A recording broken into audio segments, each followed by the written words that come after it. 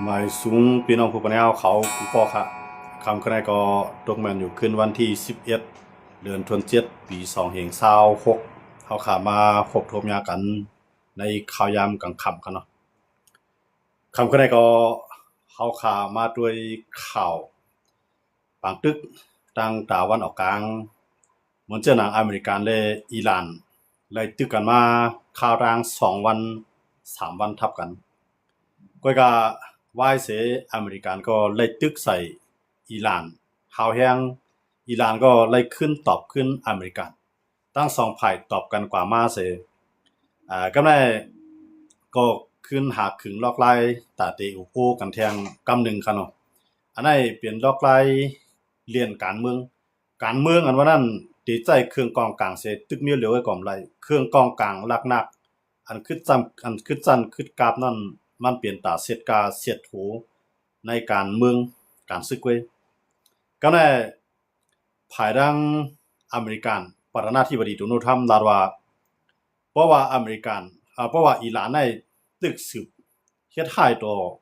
คือในปางหลายข้อมูลแทงบ่น่ะจึงอเมริกันติดทุบให้อิหร่านป้อแล้วอำเลอสังอันนี้เปลี่ยนข้อความหลอกของประธานาธิบดีโดนัลด์ทรัมป์เขาเนาะ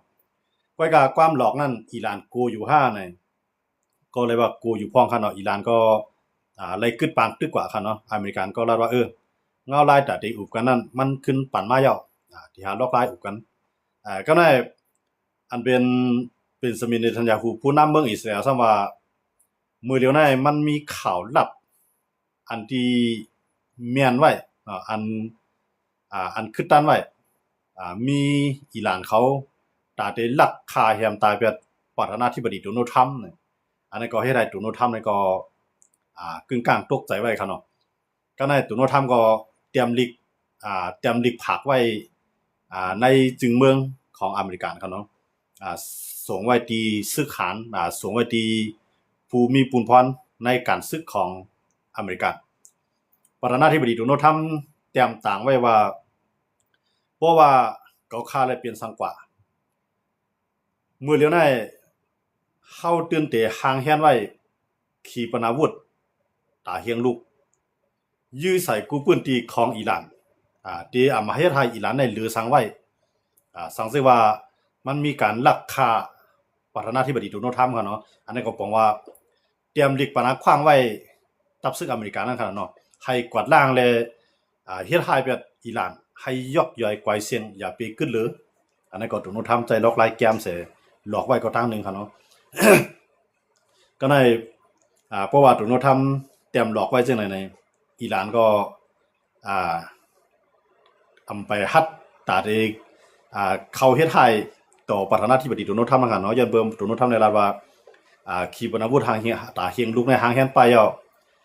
ตาได้เข้ายื้อใส่ในเมืองอิหร่านกูพื้นที่ที่มีตับศึกอิหร่าน IRCC นำคั่นน่ะเนาะ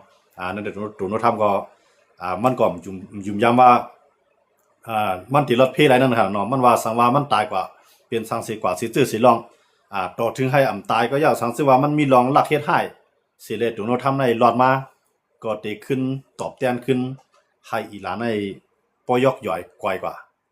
ในกับมืออเมริกันเนี่ยเนาะโดนัลด์ทรัมป์ก็เตรียมต่างไว้กำเดียวครับลงลายมือไว้กำเดียวครับเนาะลงลายมือไว้ว่ามอบอำนาจปันตับซึกอเมริกัน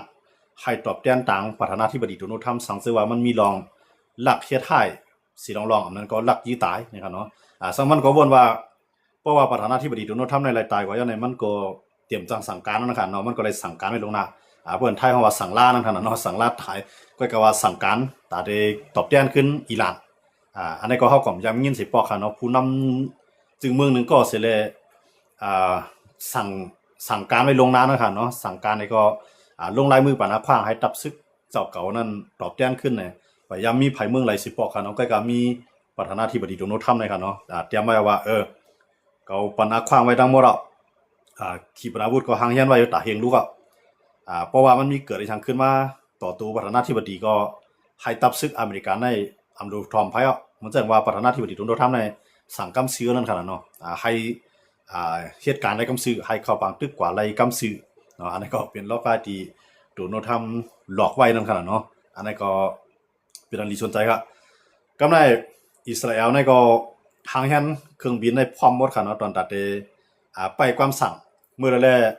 อเมริกันนั้นลัดมาว่าให้อิสราเอลเข้าปังตึกในอิสราเอลในพร้อมกำเดียวในค่ะเนาะประธานาเอามันเป็นจอมพ่องลงเป็นจามินเนทันยาฮู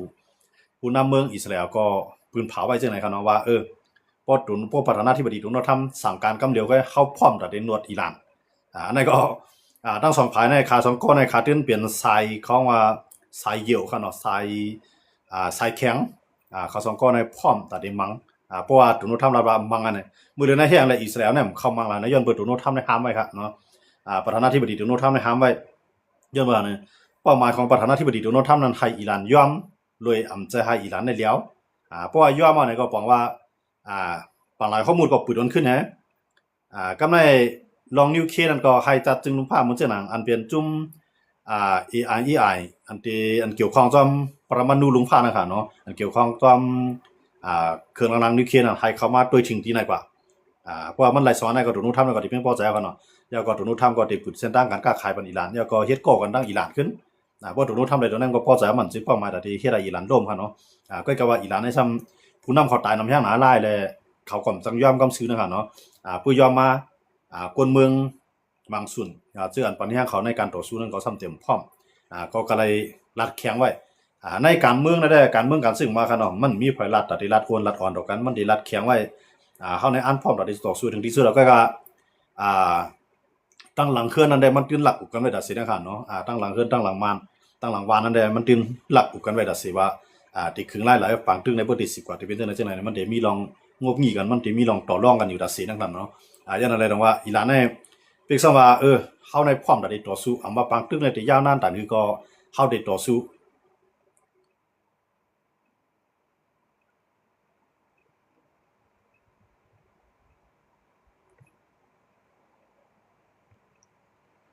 มาปังตึงในที่ยาวนานถึงตอนนี้ก็เฮาพร้อมตัดที่ต่อสู้แก่ที่จึงเมืองเฮา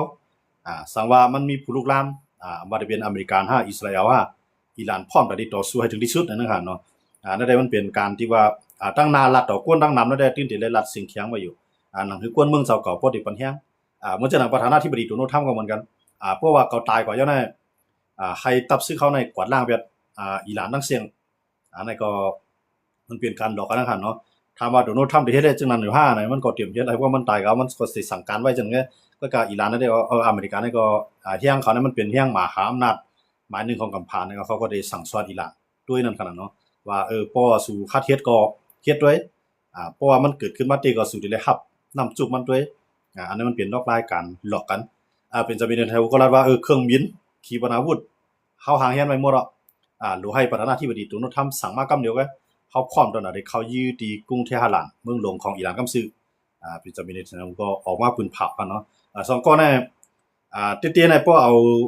อิสราเอลว่าได้มันใครปังตึกในกึดครับมันใครมันสิเป็นปังตึกกว่าที่ย้อนเบิ่งเนี่ยย้อนเบิ่งอิหร่านในปันแห้งจุ่มก่อการร้ายปันแห้งจุ่มฮิซบุลลอฮ์เขาปันแห้งจุ่มฮามาสเขาปันแห้งจุ่มฮูตีเขาเลจุ่มยึดกองกลางหลายๆพื้นที่อิหร่านในว่าปันแห้งก็มายื้อใส่อิสราเอลนะครับเนาะก็ในอิสราเอลก็เพราะว่ามีอิหร่านในเขาจะในก็เตรียมจังแห้งดีเลยมากเขาจะในก็เตรียมจังมาเฮ็ดต่ออิสราเอลอย่างนั้นเลยต้องว่าอิสราเอลก็ใครทุบอิหร่านเพราะอิหร่านแล้วนั้นก็อ่อนๆกว่าก็ได้เป็นพ่อดีจากเมืองอิสราเอลนะครับเนาะแต่ว่าอิสราเอลในโมเดลในมันถูกหามาได้ย่อมเนาะหามาได้รัดว่าในการอุปเปิงพองงามเมืองปาเลสไตน์นั้นหามาเตรียมเข้าป่าแล้วในผมว่าปาเลสไตน์หามาในย่อมซุ่มกันเนาะหามามุจาในเขาก็รัดว่าอันเดมังอิสราเอลเฮ็ดว่านั่นค่ะเนาะที่มีฮูตีที่มีฮิซบุลลอฮ์ได้เข้ามาจอยได้จอยไว้กับว่ามันเจ้าแห่งซื้อเลยเข้ามาจอยกำซื้อมันก็เลยส่งเครื่องหนักมาส่งสายข่าวมาก็กับอิสราเอลในมันเป็นแนวสายไม่แข็งนะครับเนาะมันเพราะมันอิสราเอลในเอาอย่างซึกนับโหมื่นมันเนาะหลายๆหมื่นครับเนาะเข้ากับในเมืองปาเลสไตน์ก็กวาดล้างไปหมดว่าก้นเมืองว่าก้นซึกเพราะว่าหามาสเขามาอยู่ในเกก้นเมืองก็มังว่าก้นเมืองมาอยู่ในโรงเรียนก็มังว่าโรงเรียนอยู่ในหู้เรียนก็ขังน้ำปังหลายลงใส่กำไรอิสราเอลเขาในเขาได้มีเหมือนจังว่าหามาเขาในมือต้าในเขาเปปุนอิสราเอลในเขาตีเขาอยู่ในหู้เรียนนะครับเนาะพวกอยู่ในหู้เรียนในเขาก็มายื้อใส่ขึ้นการลงกว่าเพราะว่าอิสราเอลได้ก็ยื้อเขาได้เตรียมต้องยื้อกำไรอิสราเอลในก็จังไรเฮ็ดออกมาเหมือนจังหนังพองสเปียครับเนาะเหมือนจังหนังอย่างในเขาห้องปุ้นปกสเปียเนาะ เอากับยื้อใส่จังไหนเอากับปีกใส่ที่หัวน่ะในข้าวตั้งหลายนาทีก็มันเด็กเคียงกลางไว้น่ะนี่ก็หามาดเขาในตายในหูลิ้นนึงหั่นเนาะหามาดเขาในตายในหูลิ้นในก็นำหนักกำในอิสราเอลเขาเอาหมากในยื้อลงกว่าในหูลิ้นจังได๋ก็ตาน้ำหนักเนาะหามาดในก้อยน้ำยางหนาล่าเนี่ยกำในมือเหลือเนี่ยหามาดในย่อมซุ่มอะค่ะย่อมกันเนาะหามาดในย่อมกันเปลี่ยนทางการเนาะว่าเฮาเตลองอุปเปิงพ้องกับเมืองปาเลสไตน์นั่นเฮาเตรียมป้าแล้วก็ให้อิสราเอลได้ละลายผ่ายอันเป็นเมื่อจ้านั้นมันจะมีประธานาธิบดีโดนัลด์ทรัมป์ในแต่งตั้งไว้ค่ะเนาะว่าอิสราเอลก็หลุดขึ้นบางเตื้อหามาสก็หลุดขึ้นบางเตื้อก็หามาสได้หลุดได้บ้างกองกลางมืออันนี้เป็นข้อต่างย้อนของอเมริกันเขาเนาะประธานาธิบดีโดนัลด์ทรัมป์ว่าเฮาติออนโฮเบิร์นยาวก็ได้สร้างเมืองใหม่ขึ้นมาที่เมืองปาเลสไตน์เนี่ยอันรูดแล้วกวนปั้งก่อนจังได๋ก็ได้ขึ้นเอารถแบคโฮรถไถในปากเป็ดเสียๆขึ้นเฮ็ดใหม่ให้เป็นเมืองศรีวิไลเนาะเมืองศรีวิไลเนี่ยหมายถึงว่าเมืองอันขึ้นใหญ่ใหม่สูงและเปลี่ยนเมืองอันกูเมืองไขมันเหล่แต่งตั้งเมืองใหม่ขึ้นมายาวก็เมืองไหลไขมามีศูนย์โฮมในตาในการปกป้องเมืองปาเลสไตน์ขึ้นมาขึ้นในก็ให้มาร่วมมือกันโดนัลด์ทรัมป์เนี่ยจะเป็นนายกาลงมันเนาะจะเป็นผู้นำจึงมันในจะเป็นดังไขเปลี่ยนของโดนัลด์ทรัมป์ค่ะเนาะมื้อนี้ในหามาในก็ห้องหาว่าอันจุ่มตีก่อตั้งขึ้นมาตาในปกป้องเมืองปาเลสไตน์นั้นให้วันกันเข้ามาด้วยถึงดีในระยะปาเลสไตน์เป็นจุ่มหามาเขาในเตรียมเข้าเกี่ยวข้องซ่อมรองการอุปเปิงแล้วเนี่ยเนาะอันนี้หามาเขาออกมาปืนผ่าเป็นทางการอันนี้บอกว่าหามาในย่อมซุ่มกับยาวกันเนาะกำไรคือที่ปลอที่ปลอเนี่ยมันก็เป็นจุดแต้นของอิหร่านเมืองตั้งเนี่ยมันรัดว่าพวกอิสราเอลยื้อใส่เฮาในเฮามีขีปนาวุธ100,000ลูกใน100,000ลูกเนี่ยเฮาได้ยื้อใส่ในเมืองอิสราเอลดังเสียงกำไรอิสราเอลก็พวกสุอันเทศต่อเฮาก็เตรียมไว้ที่ซูอยู่นั่นเฮาก็เดี๋ยวยังซื้อเข้านะอิสราเอลเนี่ยใจ3งาซึก4งาซึกให้เข้ากันเนาะตั้งนึงในเข้ามาตั้งบางหลายตั้งนึงในเข้ากันนึงลิ้นขึ้นนึงลิ้นกว่ายังซึกนึงลิ้นกว่ายังซึกนึงลิ้นในเขาเดี๋ยวรถถังนะครับเนาะรถถังกัดแตงเขาในเข้าทั่วปากตั้งก่อนที่เอายังรถถังเข้ากว่านั่นน่ะเอาเครื่องบินในมังเดิมตีกันครับอิสราเอลในได้จังได๋เนาะเครื่องบินในมังเดิมตีลึกกว่าได้ดิก็ลึกกว่าได้เดียวนะมื้อเดียวในกว่ามีอยู่หิมพังอย่างในหิมพังแลนดินของเข้ากับจำหิมเลบานอนนะครับเนาะลงบอกซึ่งเลบานอนนะครับเนาะมื้อเดียวในอันเป็นซุ่มฮิตบุลเขาในเข้ากับลึกหนาครับเนาะอิสราเอลเนี่ยยังซึกไอ้ทั่วเข้ากับปาเข้ากับได้จะจึงลุมพาหลายๆเมืองก็ว่าดังอิสราเอลว่าอิสราเอลในป่นเปลี่ยนสุดเป็นก้นอิสราเอลเดี๋ยวลุกขึ้นบางเตื้ออิสราเอลซั่นว่าเขามายี่ใส่เฮาอันตั้งเนาะเพราะว่าเตี้ยๆในเมืองเลบานอนเนี่ยมันได้มีศึกษาจึงลุมพาอยู่ไว้ครับเนาะศึกษาจึงลุมพานะครับมาอยู่กลางไว้เมืองตั้งพวกมาอยู่กลางมันไว้ในก็ในซึกฮิตบุลนะครับมาอยู่จำอันเป็นศึกษาจึงลุมพาให้ก็ยี่ใส่อิสราเอลก็ในอิสราเอลก็เลยว่าศึกษาจึงลุมพาในสุ่มเปลี่ยนกลางสู่ปันจุ่มฮิตบุลมาอยู่หิมสู่เสเลยี่ใส่เฮาย้อนบ่จังนั้นน่ะพอศึกจะจึงลุมพาเพราะว่าศึกจะจึงลุมพาในถอยก็ถอยป้อมถอยก็เฮาได้ตึกว่าอันนี้เลยว่าเป็นน้ำกัดของอิสราเอลที่ครับเนาะอิสราเอลในโหนับก้นนำครับก้นในมี10ล้านก้อยครับเนาะโหนับก้นเขาตั้งเสียครับเนาะซึกเขาในก่อมใจว่ามีนำเต็มมีถึงล้านครับเนาะมีนับโหแสนนำครับก้อยก็แห้งเลยเขาเก็บแข็งบ่กันได้ล่ะเนี่ยเขาก็มีอวยดีหลายผายนะครับเนาะตั้งยุโรปบางเมืองก็เป็นอวยดีเขากำไรตั้งตะวันออกกลางบางเมืองก็เปลี่ยนอวยดีเขากำไรอันเปลี่ยนอวยดีที่1ของเขาได้ก็ติเป็นอเมริกันนะครับเนาะแล้วรายการต่อสู้อิสราเอลเนี่ยมันน่าลิสนใจได้ครับเนาะเพราะว่าได้กินเนื้อลิงในมันด้วยนาลิงเพราะว่าเขามาเฮ็ดต่อเขาเนี่ยเฮ็ดต่อเขาปูนให้เขาได้มังเขา5ปูน10ปูนอันนั้นมันเป็นรายการต่อสู้ตอนตาได้ออกปีครับเนาะเพราะได้ว่าเฮ็ดกันดันดาในสุนเป็นก้นในก็อิสราเอลก็ซุ่มครับย้อนว่าเนี่ยย้อนเบิดศึกจะจึงพาในอยู่ไว้ในนั้นเพราะอิสราเอลเข้ามาในเขาก็ได้ขึ้นปากอิสราเอลกว่าขึ้นอันไหนกำนึงสุดมาในศึกจะจึงพาอันเขามารักษาลองมันกึมปันในเมืองเลบานอนนะครับเนาะอำฮัดตึกอิสราเอลนั่นก็ยี่กวนเขาตายหลายก็ครับเนาะซึกจะนุพาในครับนะยี่ปาซึกฝรั่งเศสเนาะยี่ปาซึกตั้งอย่างไรตั้งแอฟริกาเนาะที่เขามาอยู่ไว้นะมันซึกจะนุพานะมันเดี๋ยวจะมีเมืองหลายเมืองนึงไงมันเดี๋ยวว่าจะว่าเมืองหลายใครกว่าเมืองหลายพร้อมได้กว่าเพราะว่าอาสาสมัครนะครับเนาะเพราะว่าคนเตรียมใจใครกว่าเนี่ยเข้ากับอยู่ไว้หลายเนาะมันจังหลังดูแต้นเมืองไทยเนี่ยที่ของซึกเขาก็หลายก็มันได้มีพระซึกทึกแต่ได้แก่เขตลุงฟ้านะครับเนาะมันจังว่ามีเมืองหลายเมืองนึงมันป่วนเปลี่ยนแห่งหนังในซึกจะจึงลุงพาเนี่ยไปหับมือก้อยก็วันมื้อนั้นน่ะซึกจะจึงลุงพาเนี่ยอำจังเฮ็ดสั่งต่ออิสราเอลเนาะอำจังตึกอิสราเอลบ่ซั่นน่ะอันนั้นได้เลยปองใจว่าในลุงพาเขาในอันกลุ่มทิ้งลุงพาเขาเนี่ยมันมีอยู่5เมืองใน5เมืองนั้น1ในอเมริกัน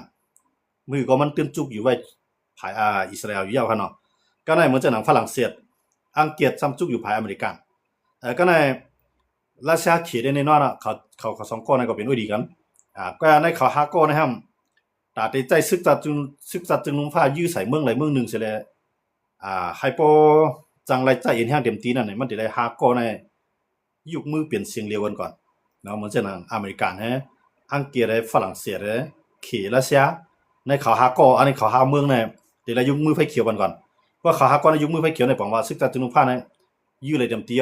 เมืองไหนมันป่วนเปลี่ยนเนาะก็แห้งเลยจะซึกจัดจึงนุ่งผ้าในซ้ำจังให้สังตั้งอิสราเอลแล้วเนี่ยเหมือนเช่นเขียรัสเซียเนี่ยใครใจแห้งซึกจัดจึงนุ่งผ้าในก็จังใจย้อนเบอร์เบิ่นไทยเฮาว่าบีโต้เขาเนาะมันจะว่าในเขาหาเมืองไหนขึ้นบางกลุ่มกันเพราะว่ามีเมืองไหนเมืองหนึ่งอำพันลีเมืองไหนเมืองหนึ่งสารคัดก็ปองว่าบางกลุ่มเขานั้นก็อ่ามีข้อตกลงกันได้คั่นเนาะปองว่ามันมีคนสารคัดอยู่เพราะว่าก็อะไรก็หนึ่งสารคัดก็ปองว่าจังใจแฮงซึกจัดจึงพาดต่อยนั่นเป็นเรื่องรายที่ว่าอิสราเอลอยู่รอดมาต่อถึงมื้อไหนคั่นเนาะยันว่าเนี่ยเพราะว่าจะจึงพาเนมาว่าอิสราเอลในป่นเปลี่ยนสุดเลยสุดเป็นคนอิสราเอลในเฮ็ดนั้นเฮ็ดนั้นเนี่ยอเมริกานำปากแวดเพราะอเมริกันปากแวดก็ปองว่า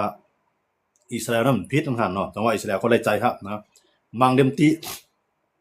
เมื่อเช้านี้มันได้มีอยู่3จุ่มใหญ่ๆในอันได้ไปมังอิสราเอลเนี่ยมันได้มี3จุ่มในเป็นตัวแทนอิหร่านหมดครับเนาะมันจะหนังฮูตีเนี่ยได้มีซึ่งก็นับหัวแสนก้อนเหมือนกันครับเนาะก็การมานำแต่ได้ข้ามมาจูอิสราเอลเนี่ยมันได้ไล่ป่วนเมืองปาเลสไตน์ในทางหลายๆเมืองที่เข้ามายาก็มันได้มีปางหลายเลี้ยงกันไว้พวกมาได้มีตับซึกอเมริกันได้มีตับซึกเยอรมันได้มีตับซึกฝรั่งเศสอยู่ไว้ครับที่ปางหลายเลี้ยงนะครับเนาะเพราะว่าฮูตีเข้ามาเนี่ยที่ย่าเขาจะได้ยื้อแบบต่างๆอย่างนั้นเลยว่าฮูตีก็อยู่ไกลๆขีปนาวุธยื้อมากเพราะว่าอยู่ไกลๆยื้อมาได้แต่ได้ปีอิสราเอลนั้นมันมีเรื่องเบอร์อิสราเอลในตั้งกลางหาวในโหปากใน90ปุ่นมันเฮกลางไรหมดแล้วครับเนาะมันมีแฟตติออดมันมีลันโดมมันมีเครื่องหลักๆกันเฮกตั้งกลางหาวในแก่นแข็งแห้งหน่อยอิสราเอลนะครับเนาะอย่างนั้นเลยว่าเมืองเล็กๆอย่างนี้ก็นำในมันแก่นแข็งมากขนาดไหนจังว่ามันมี1ในมีเงิน2มาในมีปิญญา3มาในก็มีอวยเกาหลีเหมือนจังอเมริกาจังว่าอิสราเอลในวันมื้อในแก่นแข็งไว้ครับเนาะสังเกตว่ามันเป็นเมืองใหญ่เหมือนจังเปิ้นต่างเมืองเนาะเหมือนจังเมืองเป็นเมืองใหญ่เหมือนจังเฮาว่าอยู่อย่างยูเครนเขาได้กันเนาะยูเครนเขาในหลายๆเมืองในสังว่าอิสราเอลมีหมดขนาดในวันมื้อในมันได้แก่นแข็งหรือนั่นเต้ๆเขาเนาะก็กวนมันหัวนับกวนมันแผ่นดินมันแก็บแผ่นดินมันแก็บก็ว่ากวนของมันเนี่ยมันอยู่ตัวกำพร้ามันนำจอยกันหมดเนาะอยู่ตัวกำพร้าซึ่งอะไรเนี่ยอิสราเอลเนี่ยมันเจ้ายื่นวันนั้นมันก็อยู่เมืองหลายก็เยอะเพราะมันได้ขึ้นมาเป็นเจ้าสัตย์ก็ดีจอยเจ้าอยู่เขาขึ้นพอขึ้นมาเป็นภูมิจันทร์ทางการเมืองก็ดีจอยคนเมืองเขาขึ้นอันนี้เป็นล็อกแข็งของอิสราเอลครับเนาะเพราะว่าอยู่กูแจ้งได้บ่เป็นใต้เฮาเนี่ยอันมาอยู่ในเมืองไทยมีไว้ไทยกว่าเยอะมันสนใจเอาลองใต้เฮาอยู่กินจังเมืองใต้นั่นไปนี่เฮาว่าเป็นคนเมืองมันอันนั้นมันกว่ากันนะเฮาว่าน้ำใจมันกว่ากันไล่ปลายว่วนต่างหักหรือซื่อคือนั่นมันเปื้อนกันมันจังหลังยิ้วเขาเนี่ยกว่าอยู่เมืองไหนก็ยันเบิกเขาเป็นเมืองเขาเป็นก้นคือที่ยามถูกเฮ็ดให้เนาะเขาเป็นก้นยามถูกเยอรมันนะครับเนาะยามถูกอันเป็นเนี่ยนาซีเยอรมันเนี่ยค่าล่างเผ่าพันธุ์เจ้ายิ้วเขาเนี่ยตายเป็นล้านครับเนาะตายเป็นล้านเนาะไผพระเจ้ายิ้วเขาเนี่ยตายเป็นนับล้านก็มันครับเนาะเอาจังว่าอันเป็นซีเยอรมันเนี่ยว่าคือหลานในมอนตั้งในมือปานอิสราเอลเขาเนี่ยเขาเป็นตั้งวันตั้งเมืองเขาแล้วครับเนาะเขาว่ายิวเนี่ยอำใจเยอรมันอันเจ็ดมันอำใจเยอรมันเตก็เลยมันรัดความใจเยอรมันเนี่ยอันเป็นนาซีเยอรมันเขาเนี่ยเขาได้มังแบบนี้ครับเนาะเจ้าคือก็เจ้าคือยิวอยู่ในเมืองเขาได้นำยังน่ะเขาก็มังแบบเจ้ายิวดีครับเนาะมังแบบเจ้ายิวดีกำในยิวเนี่ยก็ปลายกว่าจอดกุ้งเมืองครับเนาะเบิ้นมันเขาถูกลังเขาเป็นก้นเคลื่อนอะไรถูกคาล่างเผ่าพันธุ์เนาะเผ่าพันธุ์คือเขานั้นเขาก็อยู่ดีๆก็บนปีกินเขาได้อยู่จ้อมฝรั่งเศสปีกินเขาอยู่จ้อมออตโตมันก็ปีกินเขาอยู่จ้อมอังกฤษก็มังเขาอันมังเขาแห้งหนาลาในเป็นเยอรมันเนาะเยอรมันในอัดดอปฮิตเลอร์ในฮิตเลอร์ในหายแห้งหนาลานะครับเนาะฮิตเลอร์ในคาล่างเผ่าพันธุ์เขาในตายเป็นวันเป็นหมื่นเป็นเฮียงเอาตายนั่นเด้ครับเนาะเจ้าอยู่เขานะครับเนาะเฮ็ดอันไหนก็ในอันเป็นสตาร์ลิงเนี่ยอันเป็นอันนั้นแจ้งก่อในอันในอันที่คิดค้นเฮ็ดออกแต่ที่มันหูลายเฮ็ดนิวเคลียร์นะครับเนาะมันหูลายเฮ็ดนิวเคลียร์ก็เตรียมลีกต่างถึงประธานาธิบดีอเมริกันเขาว่าเพราะว่ามื้อนี้แต่ที่มังเบ็ดนาซีเยอรมันใน เขามีแผนการมันน่ะเดี๋ยวเฮ็ดนิวเคลียร์ก็กำไรมันก็ฮู้ข่าวมาก็ปล่อยว่าอย่าก็มีกวนอันพร้อมที่เฮ็ดกันเนาะอย่าก็มีทั้งกองพร้อมอันอันเฮ็ดเต้ๆเป็นทั้งกองเดี๋ยวมีข่าว2กองคั่นเนาะกำไรมันก็ลักปลายก็อยู่เมืองอเมริกากว่าโฮมเมืองอเมริกันซิเลยเฮ็ดนิวเคลียร์กำไรนิวเคลียร์น่ะเฮ็ดยามาเนี่ยอังมาปล่อยใส่เยอรมันกำไรเยอรมันให้ดึงดีให้มันนำกับซุ่มบางตึกกันนะซุ่มบางตึกกัมพาลุงฟ้าปอกำ2หั่นเนาะมันซุ่มบางตึกที่ไหนเพราะมันซุ่มบางตึกที่ไหนไหนกึดเกี่ยวปานอเมริกันก็จังไล่เอาจังไล่เอานิวเคลียร์นั้นมามังเกี่ยวปานมันได้มีข่าว2กอคั่นเนาะตั้งกุนยุโรปนั่นที่เป็นเยอรมันน่ะที่ยึดหมดเยอรมันในค่ายเอาคำมันตั้งคั่นเนาะอัตตอสฮิตเลอร์นะครับเนาะอัตตอฮิตเลอร์นั่นให้ทั้งน่ะคันไผก็ฆ่าตายมุมๆหลายคั่นเนาะมันฆ่าคนในตายนับแสนนับล้านหลาย10ล้านเขาเนาะในกัมพาน่ะที่มันฆ่าตายในคั่นนะมันเป็นอัตตอฮิตเลอร์ในคั่นนะฮิตเลอร์เนี่ยกำไรเพราะว่ามันมีอย่างในเพราะว่ามันมีผู้มันมีกวนอันที่เป็นเจ้าอยู่นะครับเนาะผู้นั้นนะเฮาได้ฆ่าเขาอยู่ในที่ตายหมดแล้วพวกนั้นได้โลให้อเมริกันในเฮ็ดนิวเคลียร์มาปล่อยที่เยอรมันก็ในคิงในมันก็ซุ่มภายหลังเนี่ยมันก็ซุ่มสหภาพโซเวียตขนาดเนาะมันก็ซุ่มสหภาพโซเวียตเลยก็พวกนั้นมันก็มันเอาตายนำหน้าหลายก็มันรู้สึกว่ามันฮู้ว่าเขาในเฮ็ดผิดอ่ะเขาในฆ่าคนตายนำแห่งลาวเพิ่นเที่ยวก็ตายเนี่ยมันก็ซุ่มบางตึกฝรั่งก็ซุ่มบางตึกอย่างในเขาห้องสหภาพโซเวียตเมื่อนั้นเมื่อด้านในสหภาพโซเวียตในมันสิมี15เมืองกลุ่มป้านอันเรียกว่าทั้งเมืองรัสเซียหมดเลยนะครับเนาะมันยิ่งใหญ่นั่นนะครับเนาะกำไรมันในเยอรมันในก็ต่อสู้ว่ามันเป้เพราะมันเป้มันถอยมามันสู้มักตึกกันนะมันสู้มักตึกก็ในอเมริกันเขาสิในเขาคุมมันตั้งสหภาพโซเวียตครับเนาะพวกมันตั้งอังกฤษคุมหลายภายก็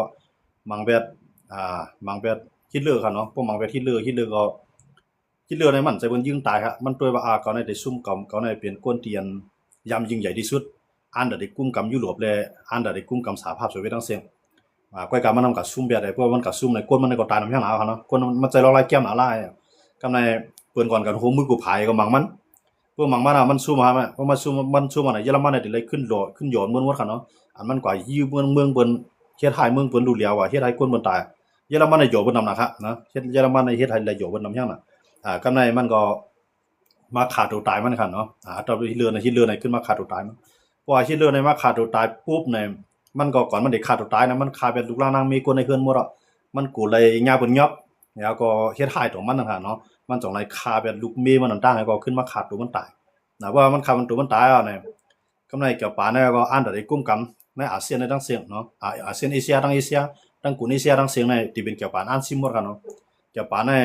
เอาเคอยู่ภายใต้กำมือมันให้เวทเคในตายนำหนักเกี่ยวปานในครับเนาะกำไรมามังเวทเกาหลีใต้เกาหลีเหนือในมันเป็นเฮ็ดให้เกี่ยวปานในกว่ามังเต็มที่ค่ะเนาะมังเวท